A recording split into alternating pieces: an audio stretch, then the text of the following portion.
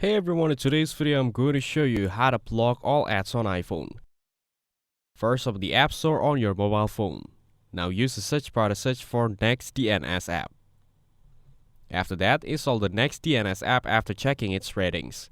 Then open the Next DNS app and tap on the three dots at the bottom. This is configured on computer and you can also do it on browsers. Here, enable the Use Custom Configure and tap on Configuration ID. You'll enter your configuration ID from the computer and you'll take one from your computer and paste it here. Once you enter configuration ID, reach the Settings app. Next, tap on General and scroll down to find the VPN and Device Management option. Tap on it and select DNS to market tick on Next DNS app. To get an ad blocker for Safari, reach the App Store. Now search for Ad Blocker Pro and select the Ad Blocker Pro app for Safari. After that, install the app by making sure about its ratings.